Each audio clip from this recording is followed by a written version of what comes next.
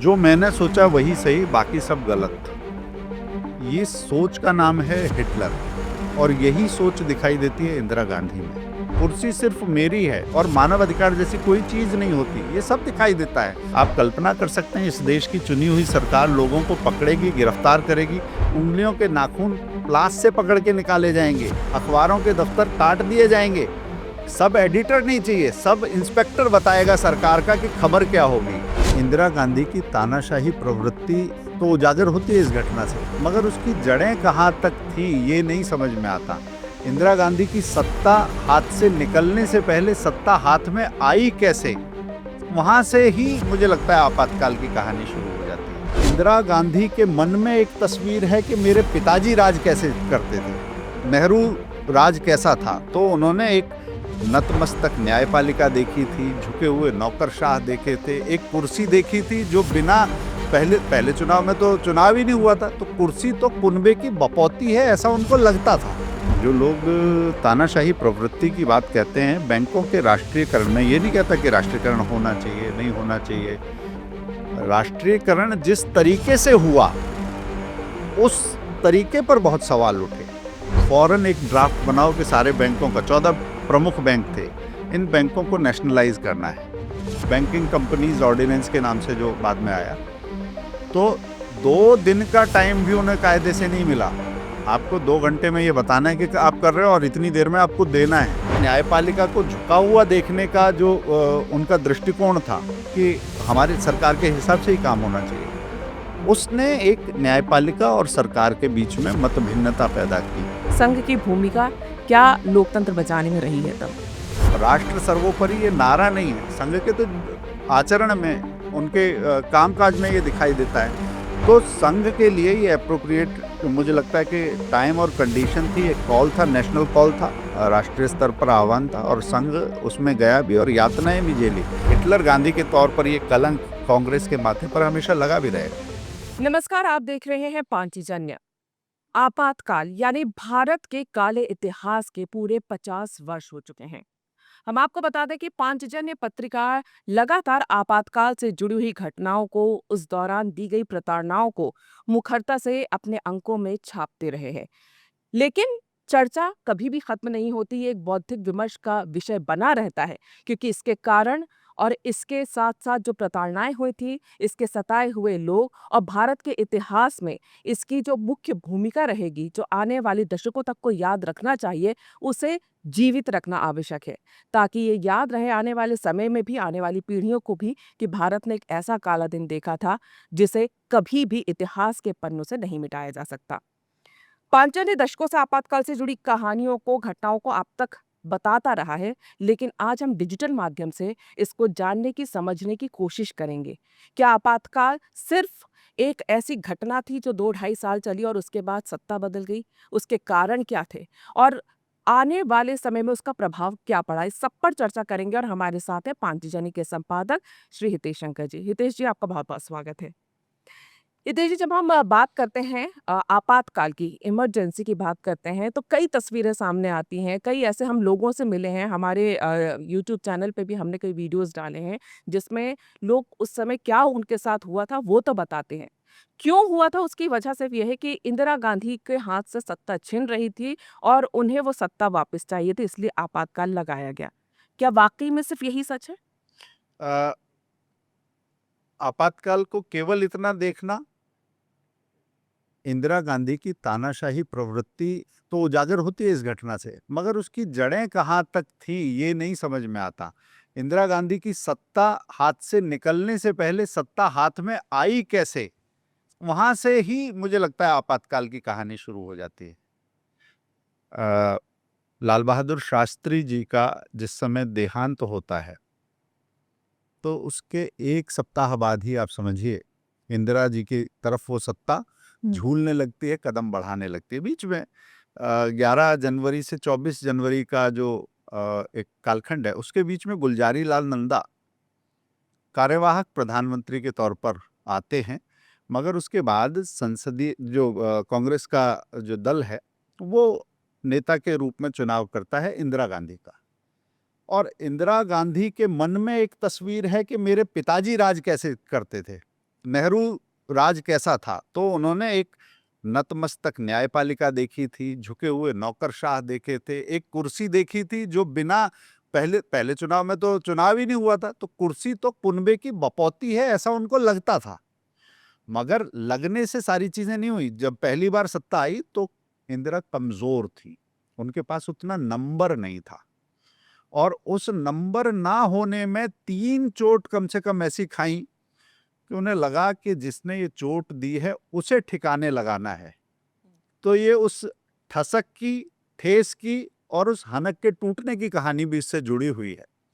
और अगर इसे कहें तो पहला एक महत्वपूर्ण मामला है, इस नजरिए से आपातकाल का विश्लेषण कम होता है।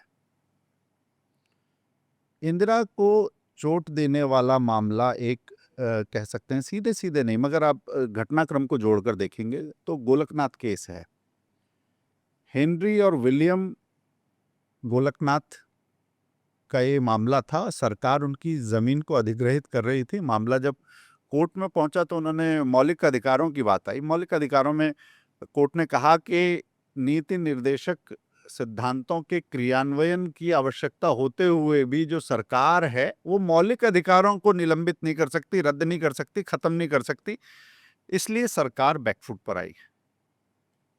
दूसरी एक और चीज थी, वो थी इस देश में जब रियासतों का विलय हुआ तो समझौतों के हिसाब से रियासतों के जो वारिस थे, जो राजा थे, राजघराने थे, उनको प्रीवी पर्स के तौर पर एक भुगतान होता था।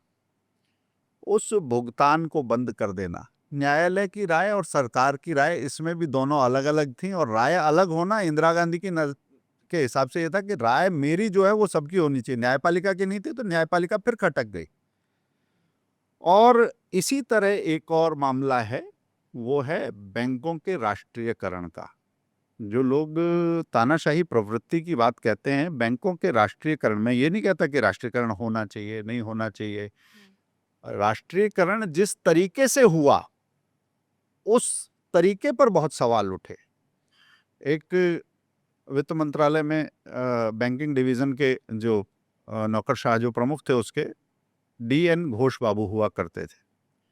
उनके पास शायद 17-18 जुलाई का दिन है, वो फोन जाता है एक, और उनसे कहा जाता है कि फौरन एक ड्राफ्ट बनाओ कि सारे बैंकों का, 14 प्रमुख बैंक थे, इन बैंकों को नेशनलाइज करना है, बैंकिंग कंपनीज ऑर्डिनेंस के नाम से जो बाद में आया। तो 2 दिन का टाइम भी उन्हें कायदे से नहीं मिला। आपको 2 घंटे में ये बताना है कि आप कर रहे हो और इतनी देर में आपको देना है। 2 दिन बाद आकाशवाणी पर इंदिरा गांधी अवतरित होती हैं और वो बताती है कि 14 बैंकों का हमने राष्ट्रीयकरण कर दिया है। इंदिरा गांधी के काम करने का ये जो तरीका था, नौकरशाही को जिस तरह से बरतने की, मतलब अपने मनमाने तरीके से बरतने की जो जिद थी, नौकरशाही के अलावा न्यायपालिका को झुका हुआ देखने का जो उनका दृष्टिकोण था कि हमारी सरकार के हिसाब से ही काम होना चाहिए, उसने एक न्यायपालिका और सरकार के बीच में मतभिन्नता पैदा की। और वो मतभिन्नता मौलिक अधिकारों को भी लेकर थी, शासन के तरीके, कामकाज के तरीकों को लेकर भी थी, नागरिकों के अधिकारों को लेकर भी थी। और जब तीनों बार ऐसी चोट लगी और अगली बार फिर इलेक्शन में जब जाते हैं और 67 में आती हैं, तो इस बार 352 सीट थी। तो कहा कि अब तो मैं, जब पहले जिसे गूंगी गुड़िया कहा गया था, अब तो मैं गूंगी गुड़िया भी नहीं हूँ। गुड़िया के मन में क्या था वो लोगों ने तब देखा, क्योंकि अब तो नंबर भी था उनके पास। तो नंबर आने के बाद सबसे पहले संविधान संशोधन होता कि नहीं, मौलिक अधिकारों में भी संशोधन हो सकता है, ऐसी बात आई। और ये जो जिद थी इंदिरा गांधी की, वो मुझे लगता है आपातकाल का बीज वहां से देखा जाना चाहिए। लगा किस डेट को नहीं, उससे पहले एक निर्वाचित एक लोकतंत्र का निर्वाचित प्रतिनिधित्व करने वाला व्यक्ति, इस देश का प्रधानमंत्री, उसके मन में तानाशाही का बीज कहाँ से पड़ा, ये 3 घटनाएं उसका प्रमुख कारक है। जिस तरह आपने बताया 67 में गूंगी गुड़िया से वो एक ताकतवर नेता के रूप में उभरी हूँ, 69 में 69 में जो बैंकों का राष्ट्रीयकरण हुआ, इसी दौरान 71 में अगर देखा जाए तो एक बांग्लादेश जो बना दिया था, जिसका श्रेय भी करार हाँ, मैंने मतलब उसे पॉपुलर वेव पर राइड भी किया, हाँ, आयरन हाँ। लेडी की छवि भी बनाई, मगर आयरन लेडी थी या वो आयरन हैंड था तानाशाह का, ये समझने वाली बात है। बिल्कुल, लेकिन सबसे बड़ी बात जो आपने कहा कि न्यायपालिका उनके हिसाब से चले। इलाहाबाद हाई कोर्ट का जो फैसला आया और जो फैसला इंदिरा गांधी के विरुद्ध में था, उसके बाद जो तेज़ी से उन्होंने ये बदलाव किया और अचानक ये फैसला लिया आपातकाल जो कि भारत के इतिहास में एक काले पन्ने के तौर पे दर्ज होने वाला था। ये तैयारी यहीं से शुरू हुई थी और दूसरा इसमें छात्रों की भूमिका के ऊपर हम ज़रूर बात करेंगे क्योंकि चाहे वो जेपी का आंदोलन हो, चाहे वो गुजरात में चल रहा आंदोलन हो, मोरबी छात्रों से की जो शुरू हुआ था। जी, वो छात्रों की भूमिका कितनी थी और भ्रष्टाचार और छात्रों का ये आंदोलन, ये देखिए क्या भूमिका देखिए, निभाता है? सरकार एक तरह से, मैंने जो कहा सही, इस मोड में सरकार थी और उसके पास दूसरी राय रखने या स्वीकार करने की बात नहीं, दूसरी राय मतभिन्नता आप उसके सामने रख ही नहीं सकते थे, ऐसी सरकार थी। ऐसे में जब छात्रों का आंदोलन शुरू हुआ, छोटी-सी बात थी, शुल्क वृद्धि, हॉस्टल फीस वगैरह का मामला था। मगर एक के बाद एक गुजरात से शुरू हुआ, फिर अन्य राज्यों में वो फैलता गया और उसे जो नेतृत्व देने का काम था, वो राजनारायण जी से उसको नेतृत्व मिला। अखिल भारतीय विद्यार्थी परिषद, उसने एक काम किया छात्रों को, मतलब छात्र केवल पढ़ने वाले लोग नहीं है और राजनीति का चारा नहीं है, ये इस देश की आने वाली पीढ़ी है। जी। और नागरिक अधिकारों के प्रति जागरूक पढ़े लिखे लोगों की पीढ़ी तैयार हो रही है, तो जब उनको ये भान हुआ तो वो सारे लोग इस सरकार के खिलाफ लामबंद हुए और उस आंदोलन ने वो शक्ल ली कि उसे भारतीय राजनीति के इतिहास में, भारतीय लोकतंत्र की यात्रा में उसको याद किया जाता है। मगर फिर मैं सत्ता के विचलन की बात, उस सत्ता के सरकने की बात तक नहीं है ये, जैसे बैंकों के राष्ट्रीयकरण की बात है। इसी तरह जब 3 जगह चोट खाई, तो एक और मामला था। चोट तो और भी लगी थी और उसके बाद बाँह उमेटने का काम भी किया। उसके बाद न्यायपालिका का ये फैसला आता है। अडनीर ट्रस्ट का मामला है और ज़्यादातर उसको केशवानंद भारती मामले के नाम से आप सब लोग जानते हैं, पढ़ाया भी जाता है। पॉलिटिकल साइंस में तो विशेष तौर पर पढ़ाया जाता है वो। एक ऐसा मामला जब भारतीय संविधान का बेसिक स्ट्रक्चर क्या होगा, उसकी व्याख्या उस मामले में सुप्रीम कोर्ट की बेंच ने की और 13 जजेस की वो बेंच थी। मगर उस बेंच से जो फैसला आया, उसमें कुछ लोग सरकार के पक्ष में थे। जाहिर है जब बेंच का फैसला होता है तो उसे सुप्रीम कोर्ट के फैसले के तौर पर देखना चाहिए। मगर वो इंदिरा गांधी थी, उन्होंने इंदिरा गांधी की तरह से देखा कि पक्ष में जो बोले वो ठीक है, मगर जो विपक्ष में बोले अब उनको ठिकाने लगाना है। तो जिन्होंने बोला उस मामले में 3 न्यायाधीश, विशेषकर justice Shelat, justice Hegde, justice Grover, ये तीनों ऐसे थे जो सरकार की राय से असहमत थे और सुप्रीम कोर्ट की वरीयता क्रम में ऊपर थे। मगर इन तीनों को किनारे कर और सरकार की राय से सहमत होने वाले जो एक जज हैं, एएन रे साहब, उनको फोन किया जाता अचानक कि आप सुप्रीम कोर्ट का न्यायाधीश बनना पसंद करेंगे और आपके पास ज़्यादा समय नहीं है, 2 घंटे में आप जवाब दीजिए। आप सोचिए कि उस समय का पीएमओ किस तरीके से काम कर रहा था कि सुप्रीम कोर्ट का चीफ जस्टिस बनने के लिए पहले ऑफर और फिर 2 घंटे का समय आपको बताना है और बताने के बाद में जैसे ही वो हुआ, उसके बाद सुप्रीम कोर्ट का पूरा पदानुक्रम, उसकी वरीयता, उस जिस प्रक्रिया से सुप्रीम कोर्ट चलती है, उसको तहस-नहस कर दिया गया। सरकार के रुख से सहमति का पुरस्कार मिलने का ऐसा ही एक और मामला जस्टिस बेग का भी है। और आप आगे देखते हैं कि एक पब्लिक डिस्कोर्स में पहली बार एक जो इंदिरा गांधी जिसकी बात करती थी कि डेडिकेटेड जुडिशरी चाहिए, वो समर्पित न्यायतंत्र वहां से दिखाई देता है। इतना ही नहीं कि उनको पुरस्कृत किया गया सरकार की राय जैसी राय रखने के लिए, उनको बाद में उन्होंने 78 तक वो शायद रहे और 78 के बाद में वो 88 तक उन्हें अल्पसंख्यक आयोग का अध्यक्ष बना के रखा गया। उसके बाद में मन नहीं भरा तो कांग्रेस का जो मुखपत्र था उसका दारोमदार उन्हें सौंप दिया गया, नेशनल हेराल्ड, जिस पर अभी केस चल रहा है। और कांग्रेस जिससे पल्ला झाड़ने की कोशिश कर रही है, वो तो पुरस्कृत करने का साधन था। जब इमरजेंसी लग जाती है, आपातकाल लग जाता है, हम कई कहानियाँ देखते हैं। हमें जब भी बात होती है जेपी की उस रैली की जहाँ पे सिंहासन खाली करो जनता आती है।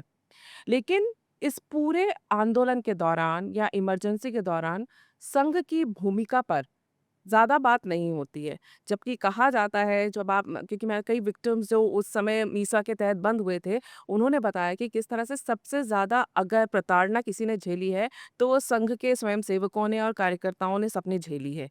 संघ की भूमिका क्या लोकतंत्र बचाने में रही है तब? देखिए, अगर वो जन आंदोलन आकार ही नहीं लेता, तो शायद कुर्सी एक परिवार की बपौती, कांग्रेस ने आगे भी ढोया उस परिवार को। ये एक हित पोषण का माध्यम कुर्सी है और कुर्सी का प्रतीक ये परिवार है, ये मान के कांग्रेस ने उस परिवार को ढोया। मगर ये परिवारवादी सोच, कुटुंबवादी सोच, क्षेत्रवादी सोच, भाषा पर आधारित सोच, ये देश के लिए अच्छी नहीं है। इन सब विचार कौन कर रहा था? कोई पॉलिटिकल पार्टी से बाहर का ये विचार उस समय था। और उस विचार का बीज संघ जैसे एक संगठन में हो सकता था। तो संघ के लिए स्वाभाविक तौर पर सरकार से ज्यादा सरोकार की कीमत थी, इसलिए इन सारे विचारों को ठीक से रखने का काम। और राष्ट्र सर्वोपरि ये नारा नहीं है, संघ के तो आचरण में, उनके कामकाज में ये दिखाई देता है। तो संघ के लिए ये अप्रोप्रिएट मुझे लगता है कि टाइम और कंडीशन थी, एक कॉल था, नेशनल कॉल था, राष्ट्रीय स्तर पर आह्वान था और संघ उसमें गया भी और यातनाएं भी झेली। मैं एक चीज और कहूंगा कि पांचजन्य के पाठक और श्रोता खासकर वो रेफरेंस बुक्स और इसकी बात करते हैं। आपातकाल को समझना है, संविधान के बेसिक स्ट्रक्चर पर जो सारा गड़बड़ हुआ उसको समझना है, तो जस्टिस जगन मोहन रेड्डी की एक पुस्तक है वी हैव रिपब्लिक। और आपातकाल में संघ की भूमिका को समझना है तो सुरुचि प्रकाशन से प्रकाशित एक पुस्तक है आपातकालीन संघर्ष गाथा। अगर इन दोनों को पढ़ेंगे तो ये दोनों चैप्टर आपको समझ में आएंगे कि देश में चल क्या रहा था।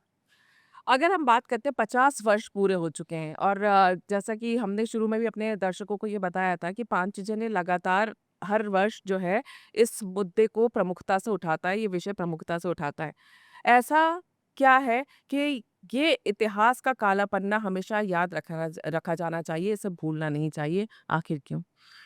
देश पर लंबे समय भारत ने एक दास्ता का दंश, दास्ता का दर्द इस राष्ट्र ने झेला है।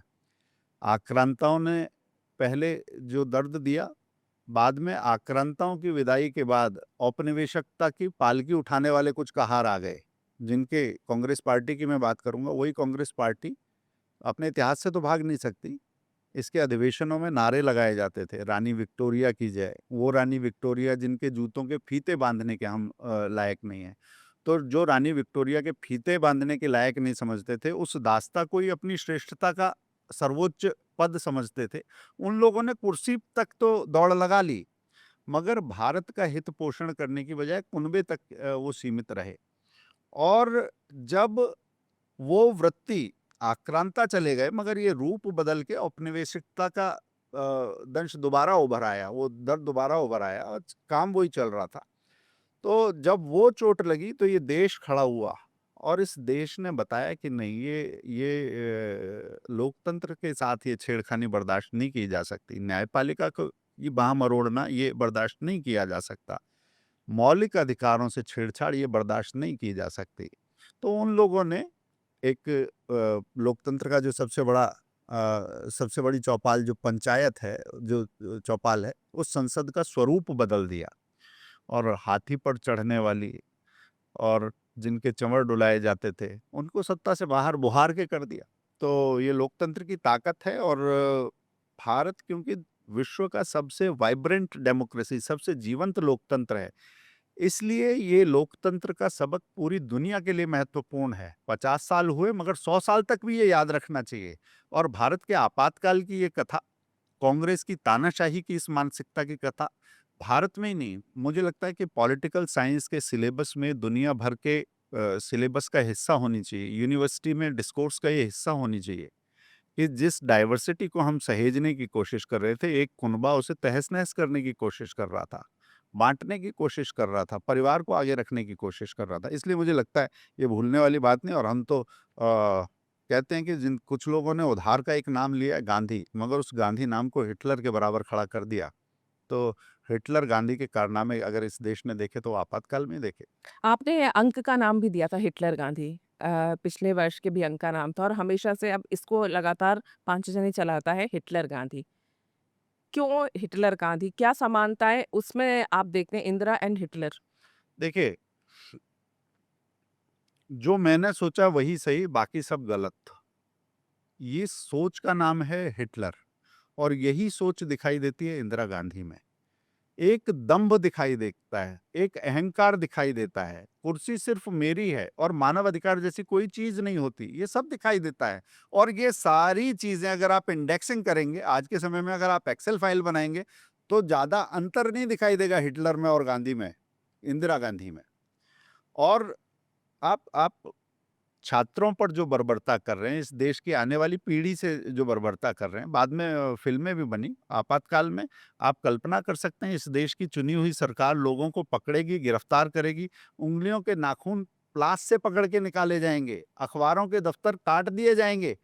सब एडिटर नहीं चाहिए, सब इंस्पेक्टर बताएगा सरकार का कि खबर क्या होगी। अगर ये ज़िद होगी तो उसके सामने आपातकाल का प्रतिकार जैसा भारत ने किया, तो वो प्रतिकार भी दिखाई देगा। और ये हिटलर गांधी के तौर पर ये कलंक कांग्रेस के माथे पर हमेशा लगा भी रहेगा। ये कलंक 50 साल हो गए कांग्रेस के माथे पर लगा है, मिटा नहीं है। आज अगर हम आज की परिस्थिति में बात करें, 50 वर्ष पूरे हो चुके हैं, तब कांग्रेस सत्ता में थी, आज क कांग्रेस विपक्ष में बैठी हुई है। लेकिन जहाँ पर कांग्रेस सत्ता में है भारत के अंदर, जैसे कर्नाटक, वहाँ पर ये भी हाल ही में एक सोशल मीडिया को लेके उन्होंने एक अधिनियम बनाया है कि अगर सोशल मीडिया पे कोई फेक न्यूज़ पाई जाती है, इस तरह की कोई कार्रवाई होती है, तो उस पर 7 लाख रुपए का जुर्माना या 7 साल की सज़ा, 10 लाख रुपए का जुर्माना किया जाएगा। अभिव्यक्ति की आज़ादी पर लगातार रोना रोने वाली कांग्रेस की जब से उनका ये कहना है कि बीजेपी की मोदी सरकार आई है, तानाशाही हो गई है। और कांग्रेस एक राज्य में जहाँ सिमटी हुई है, वहाँ पर इस तरह का फैसला आना अभिव्यक्ति की स्वतंत्रता को लेकर क्या ये दोहरा चरित्र दिखाता है और क्या ये वही डीएनए है? बिल्कुल, मुझे लगता है कि हमें एक फ्रेज़ को भी दुरुस्त कर लेना चाहिए। कांग्रेस को मीडिया को अपनी गोदी में बिठाने की आदत पड़ गई थी। बहुत सारे पत्रकार हैं, बहुत सारे पुरस्कार हैं, और पुरस्कारों का रास्ता, वो सीढ़ी कांग्रेस के गलियारे में से होके जाती है, सत्ता के कदम चूमते हुए जाती है। और कर्नाटक की जो आपने बात की, मैं वहीं की एक बात करूँगा आज के समय में, क्योंकि सूचना का स्वरूप भी बदला है, कुछ फैक्ट चेकर पैदा हो गए हैं।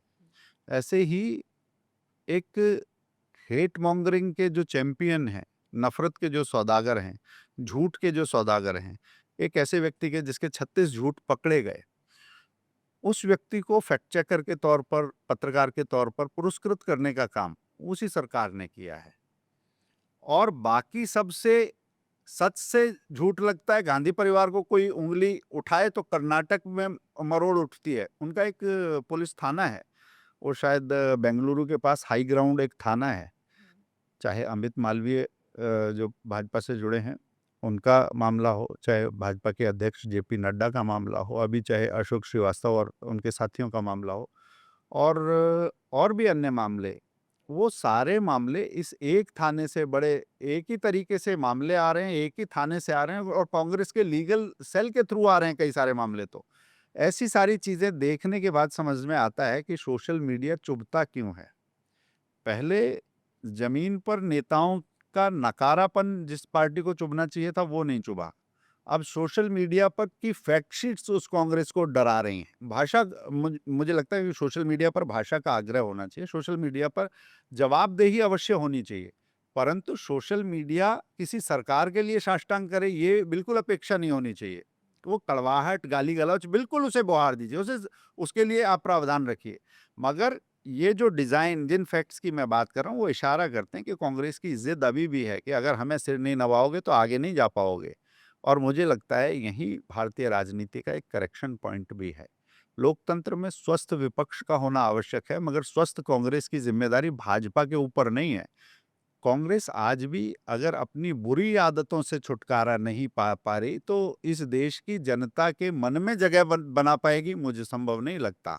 इस जिद के साथ, इस हनक के साथ, लोगों की बाह मरोड़ने के साथ, सोशल मीडिया पे डंडा चलाने के साथ, मुझे लगता है कि डंडा चला के तो उन्होंने आपातकाल में भी देख लिया था, मगर उसके बाद जो उन्हें आंगन में से जैसे गंदगी और पत्ते बुहार दिए जाते हैं, उसी तरह से संसद में से भी बुहारने का काम इस देश की जनता ने किया है। और अभी जिस तरह से कार्रवाई कर रहे हैं, ये इसलिए प्रश्न भी पूछा था क्योंकि आपातकाल के 50 वर्ष हो चुके हैं, जिस पे आप खुद कह रहे हैं कि ऐसा कलंक है कांग्रेस के ऊपर जो कभी नहीं मिट सकता। उसके बाद भी कांग्रेस का कैरेक्टर अगर देखा जाए तो छोटे राज्य ही सही या 1-2 2-3 राज्य ही सही, लेकिन वहाँ से काम वही होता है, वही मानसिकता आज भी है, जिसे शायद जब तक नहीं बदलेंगे, कांग्रेस का चरित्र नहीं बदलेगा और जनता के दिल में जो जगह बननी चाहिए, वो तब तक तो नहीं बदलेगी जब तक आप कह रहे हैं एक स्वस्थ विपक्ष की तरह वो नहीं आते, जब तक वो तानाशाही रवैया डीएनए में रहेगा कि हमारे ही तरह चलोगे तभी सब सही होगा। हितेश जी, आपने आके बातचीत की, आपातकाल पे इतनी चर्चा की, उसके लिए आपका बहुत-बहुत धन्यवाद।